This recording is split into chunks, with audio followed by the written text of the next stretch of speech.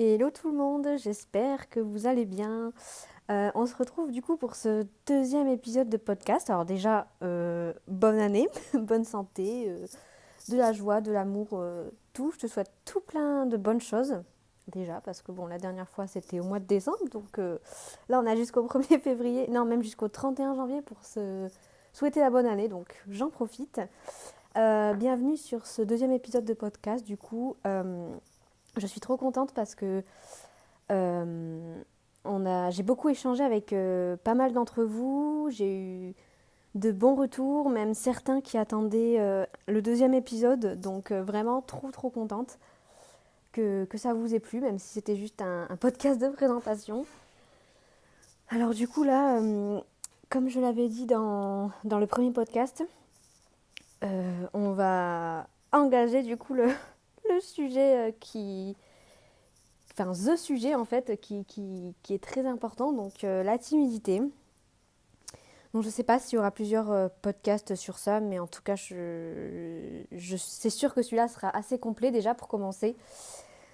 Parce que du coup déjà ce que je voulais vous dire c'est que moi par rapport à mon parcours en fait je sais pas, déjà j'arrive pas à savoir si ça a toujours été là en fait, si j'ai toujours été timide. Parce que je sais que quand j'étais plus petite, que j'étais plus jeune, on me disait que, bon, on disait de moi, parce que moi on me disait non, on me disait rien, mais de ce que j'en sais et de ce que mes parents m'ont dit, j'ai toujours été une enfant assez sage. Déjà apparemment, bébé, bon, je pleurais pas trop, enfin j'étais tout le temps souriante, vraiment sage comme une image en fait. Donc clairement, je pense que j'ai quand même été sur la réserve des jeunes, en fait, dès mon plus jeune âge. Mais en fait, je suis persuadée que oui, la timidité, ça peut être génétique, mais aussi, je pense que ça peut apparaître en fait au cours de ta vie, dans le sens où, déjà par rapport à des expériences de vie, ça peut se développer en fait avec le temps. Dans le sens où, par exemple, euh, s'il y a un changement familial dans ta famille, en fait, ça peut créer un certain déséquilibre et ça peut aussi... tu peux perdre confiance en toi et du coup te remettre en question et du coup ça peut créer un peu de timidité, on va dire. Même si tu subis aussi une seconde chose qui m'est venue à l'esprit, c'est que si tu subis par exemple du harcèlement scolaire ou des moqueries à l'école, enfin tout cet univers-là un peu déstabilisant, ça peut aussi créer une certaine forme de timidité. Donc il y a certainement d'autres facteurs que j'ai pas là en tête, mais je suis quasiment sûre que c'est pas forcément génétique et que vraiment au cours de ta vie, en fait, ça peut se développer. Euh, Moi, je sais qu'en fait, quand j'étais à l'école, euh, ça c'est sûr, j'en ai des souvenirs d'une grande timidité. Alors, au primaire notamment, à partir de la CE2, je sais que je l'étais vachement. Mais en maternelle, franchement, bon, je ne me rappellerai pas, mais je sais que ça fait longtemps que j'ai cette timidité-là. Après, je ne me rappelle pas du fait que, par exemple, je rougissais. Je sais qu'à l'heure actuelle, c'est le cas et que ça fait des années que c'est comme ça.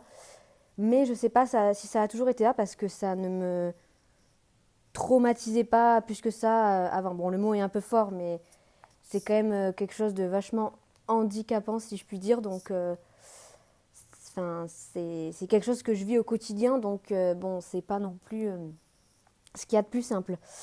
Donc, oui, je sais pas du tout de quand ça date, mais en tout cas, je sais que c'est là et ça fait partie de moi. Donc, voilà, c'est quelque chose à prendre. Bah, si c'est là, en fait, je pars du principe qu'il faut l'accepter. On reviendra dessus un peu plus tard dans l'épisode.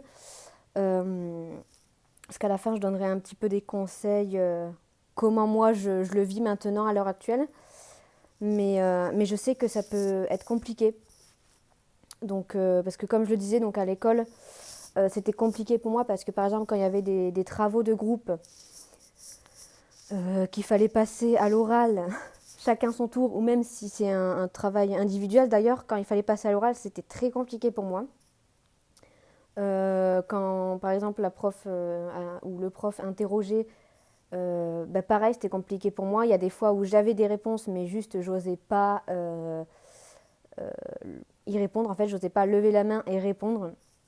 C'était trop compliqué pour moi parce que je savais constamment en fait que j'allais rougir et enfin vraiment c'était hyper compliqué parce que en fait clairement, quand je le dis clairement, ça m'empêchait de vivre au quotidien. Enfin, je me compliquais la vie, il y a plein de choses que j'ai pas osé faire à cause de ça. Enfin, vraiment, c'était. Je me rappelle de plusieurs fois où je passais à l'oral, où je demandais à la prof de me tourner clairement parce que j'avais vraiment honte et j'avais pas envie qu'on me regarde parce que je savais que. En fait, comme je savais que j'allais rougir, forcément, c'est ce qui se passait. Après, je pense que même si je me disais que j'allais pas rougir, en fait, juste, j'allais quand même rougir parce que c'est comme ça, en fait. Mais c'était d'autant plus compliqué vu que je le savais, en fait.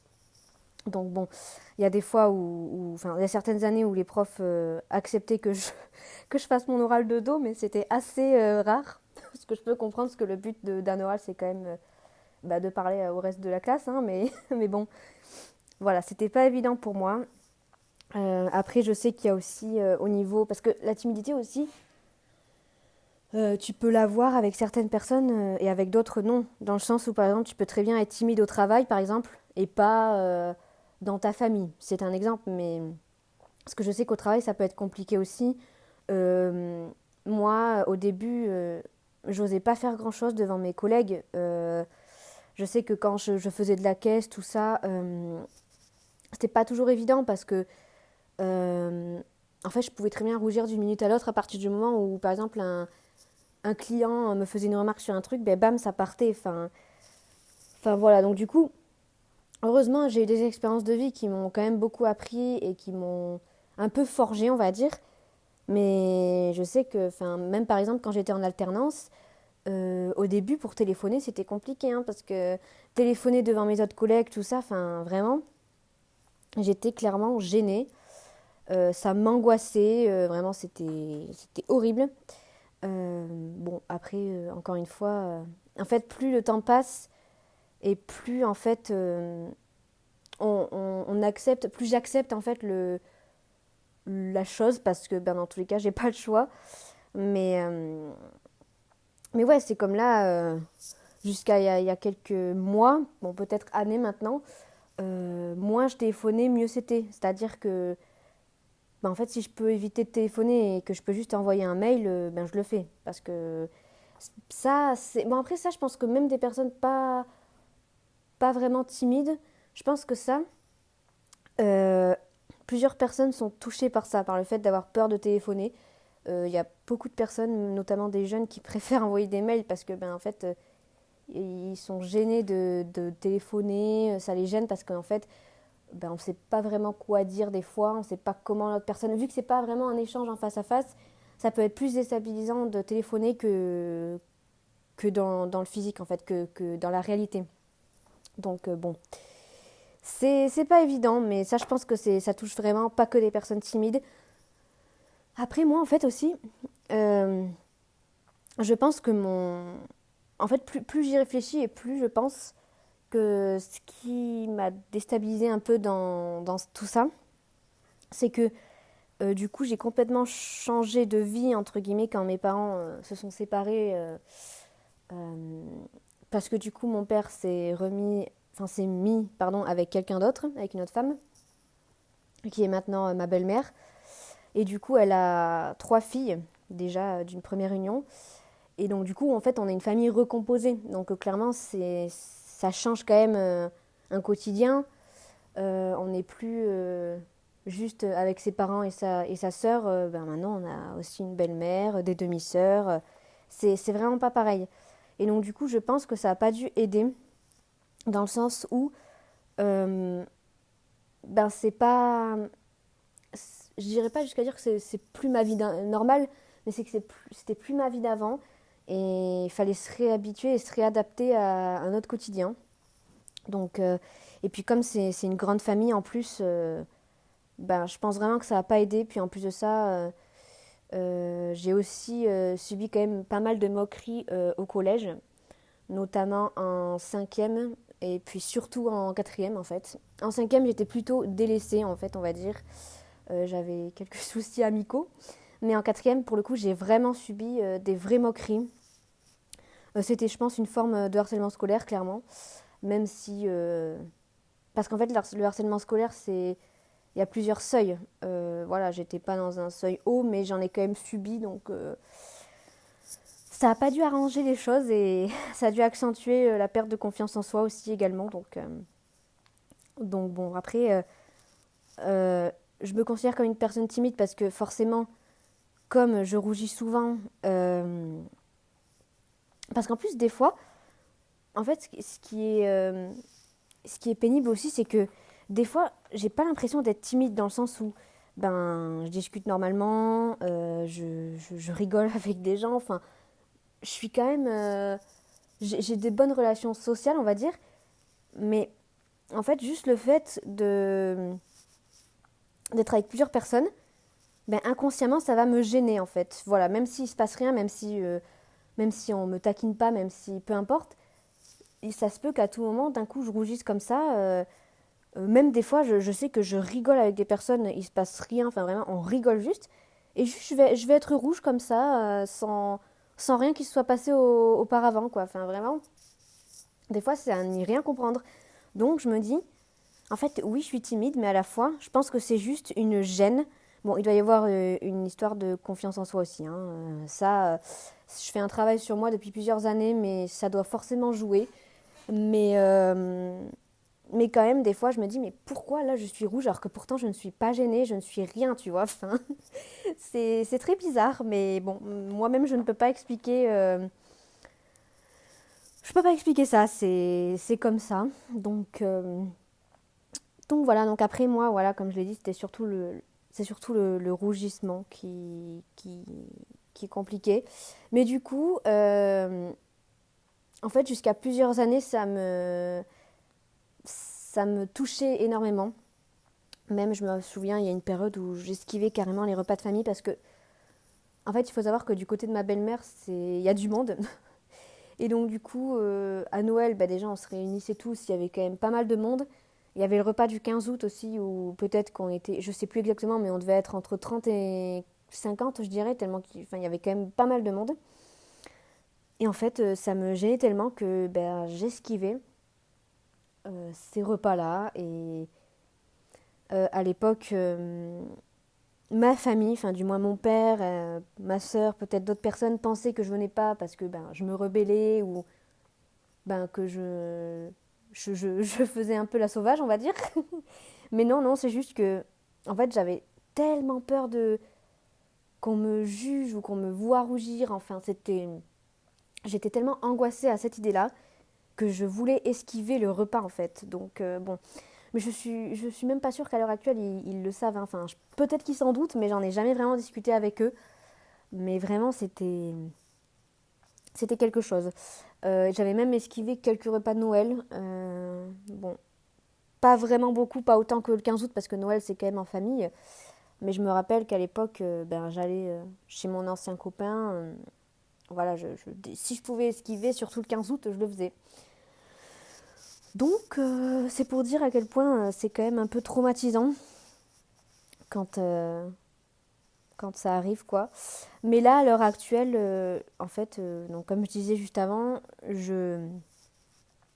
en fait, je dirais pas qu'à l'heure actuelle, je m'en fiche complètement parce que, ben, encore de temps en temps, des fois, je suis en mode, oh là là, mais si là, il se passe ci, si là, il se passe ça. Oui, parce qu'il y a aussi ça aussi. C'est, je- Dans la vie d'une timide, en fait, c'est le soir, tu te repasses en boucle dans la tête certains moments qu'il y a eu dans ta journée et tu te dis, oh, mais là, si j'avais dit ça au lieu de ça, oh, si j'avais pas dit ça, peut-être que ce serait mieux passé, oh, si j'avais réagi comme ça, peut-être que là, j'aurais pas rougi. Enfin, vraiment, dans ma tête, le soir, je me repasse tout le scénario en boucle et je me dis, mais oh là là, j'aurais dû mieux faire, machin. Enfin, vraiment. C'est pour dire à quel point c'est assez angoissant. Mais donc du coup, à l'heure actuelle, en fait, je suis contente parce que plus les années passent et plus bah, je m'en fiche, en fait, tout simplement. Déjà, je me dis que je ne suis pas toute seule. Il y a d'autres personnes à qui c'est arrivé. Je sais que j'avais rencontré une fille, elle vivait la même chose, donc déjà, je me suis sentie moins seule. Mais je crois qu'en plus, c'était la première personne que je connaissais personnellement qui était comme moi. Donc vraiment, quand j'ai connu cette personne, mais vraiment, je revivais, hein, vraiment. Mais déjà, donc voilà, je sais que ça arrive pas qu'à moi. Il y a plusieurs personnes, je pense, qui subissent ça, entre guillemets, même si je pense qu'on est très peu, honnêtement.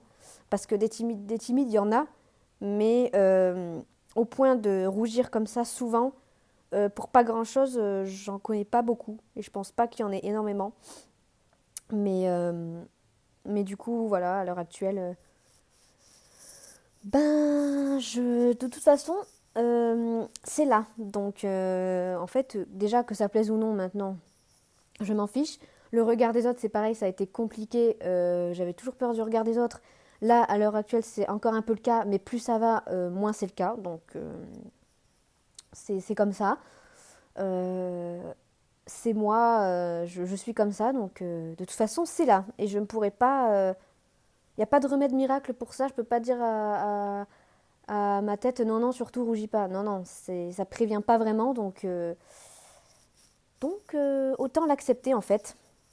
Donc après, s'il y a des personnes qui m'écoutent et qui sont un peu dans le même cas, euh, je sais pas si vous avez déjà commencé à faire un peu des actions, on va dire, pour arranger un peu la chose.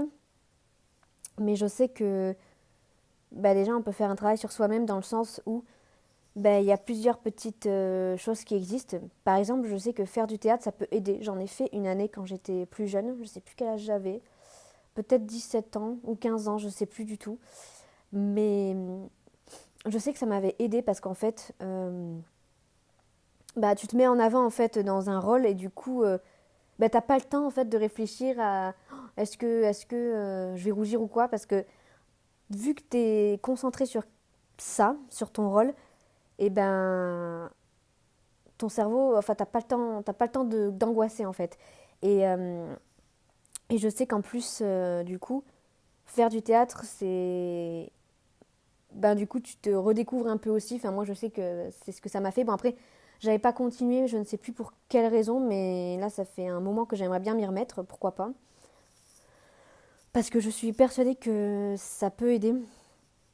Mais ouais vraiment, je pense que quand tu fais du théâtre, tu te redécouvres en fait. Tu te découvres bah, sous une autre forme en fait. Donc vraiment, c'est t'as pas du tout le temps de stresser. Donc vraiment c'est une bonne chose.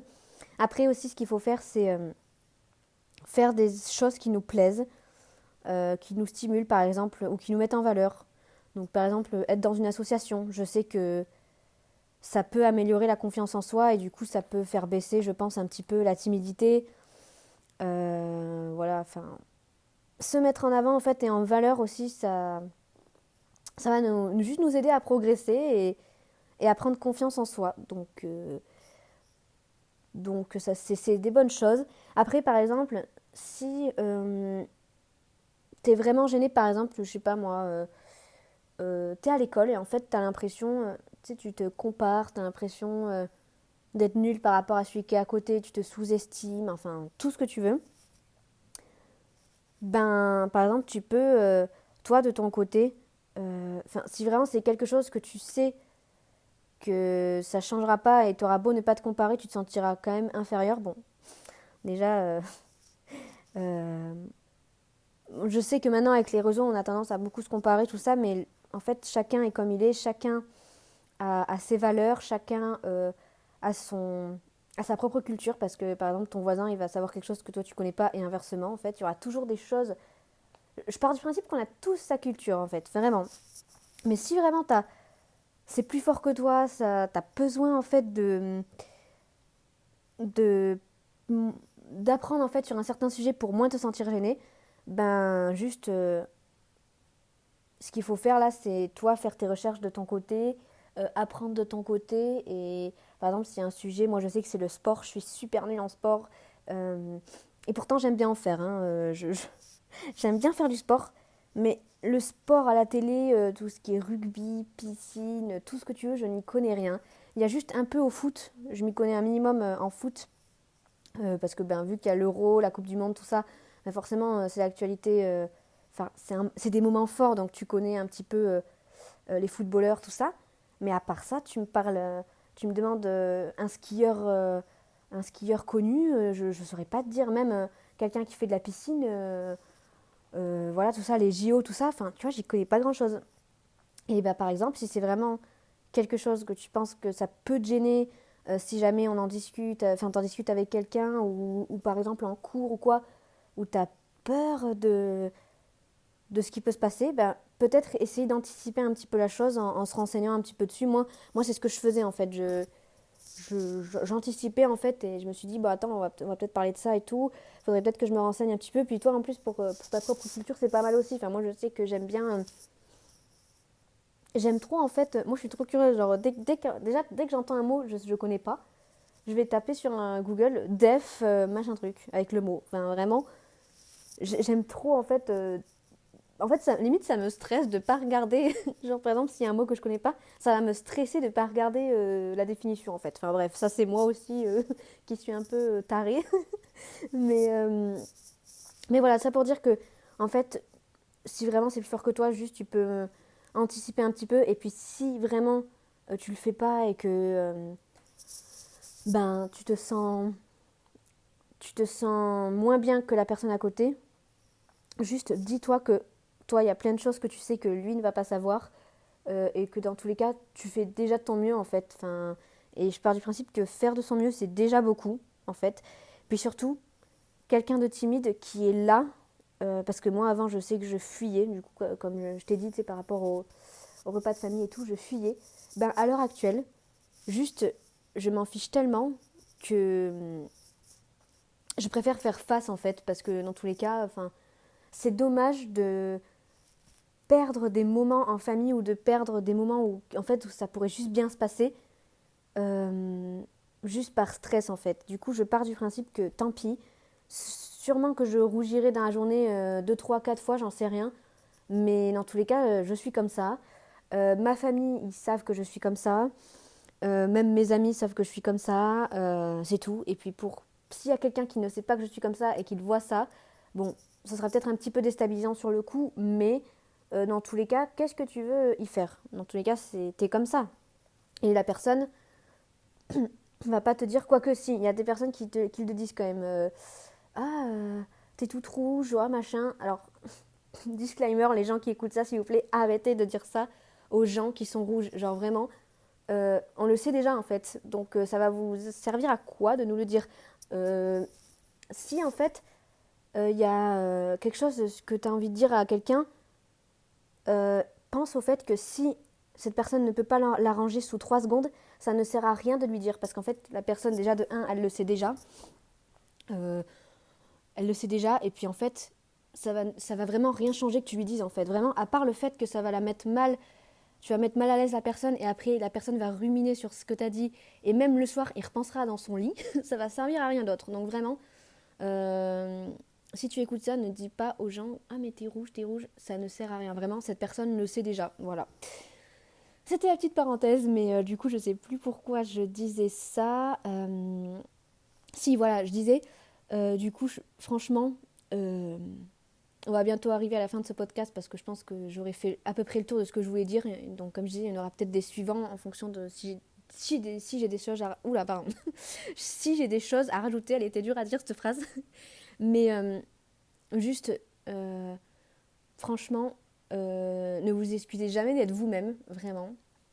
Euh, Soyez vous-même, vivez, franchement, vivez parce que on n'a qu'une vie et je pense que la vie est assez courte en fait pour qu'on se pose trop de questions. Bon, bien sûr, il y aura toujours un petit peu de stress, un petit peu d'angoisse. Bon, moi déjà, je suis une stressée de la vie, donc laisse tomber. Mais il y en aura toujours un petit peu. Mais tant que vous, comme j'ai dit juste avant, tant que vous faites de votre mieux, en fait, c'est déjà énorme. Genre vraiment, Vivez à fond votre vie. Le regard des gens aussi, c'est... Je sais que ça peut être compliqué pour certains parce que maintenant, à l'heure actuelle, les gens, ils te jugent beaucoup trop facilement. Oh, t'es trop petite, t'es trop grande, t'es trop grosse, t'es trop maigre. Peu importe ce que tu feras, même si tu fais des choix dans ta vie, en fait, t'auras toujours quelqu'un pour te dire ah mais non mais t'as fait le mauvais choix, ah mais quand même pourquoi t'as fait ça. T'auras toujours des gens qui seront pas d'accord avec ce que tu fais, donc en fait autant vivre pour toi, autant faire ce que t'as envie. Franchement, fais tout ce que tu veux dans ta vie. Bon, faut bien sûr réfléchir un minimum aux conséquences. Enfin, faut penser quand même. Faut se sécuriser quand même en fonction des choix en fait qu'on fait. Il faut faire gaffe à ce qu'on fait. Faut que ce soit un minimum réfléchi, mais si tu as envie de faire quelque chose, franchement, fais-le et sois toi-même en fait, juste, essaie pas d'être quelqu'un d'autre dans tous les cas. Si t'es comme ça et il faut l'accepter en fait. Donc voilà, je pense que j'ai fait à peu près le tour de ce que je voulais dire sur tout ça. Je sais pas si toi t'es timide ou si toi ça peut t'arriver de rougir aussi, ou si t'as des proches peut-être qui sont comme ça, n'hésite pas à me le dire sur Instagram. Il y aura encore mon, ma bio, enfin mon nom Instagram, pardon, il y aura mon nom sur la biographie de ce podcast. Mais n'hésite pas aussi à me faire ton petit retour sur ce podcast. J'aimerais bien savoir ce que t'en as pensé. Alors du coup aussi, je voulais dire, là j'ai enregistré avec mes écouteurs. La dernière fois, j'ai juste fait avec mon téléphone. Je sais pas si en termes de son, vous allez voir la différence. Donc n'hésitez pas à me dire si c'était mieux ou si c'était pareil ou voilà. Mais concernant le podcast, en tout cas, je suis preneuse de tout commentaire. N'hésitez pas à me dire quoi que ce soit si vous avez envie ou d'échanger avec moi sur quelque chose en particulier. Merci de m'avoir écouté. Je voulais vous re-souhaiter encore une bonne année. Voilà, parce que je ne sais pas s'il y aura encore un podcast en janvier, mais je vous souhaite une très bonne année 2025. Franchement, cette année, c'est la nôtre. On y va à fond. On oublie les autres, on vit pour nous et tout ira bien. Allez, bonne journée ou bonne nuit ou bonne soirée en fonction de quand tu écoutes ce podcast et je te dis à la prochaine. Bye bye.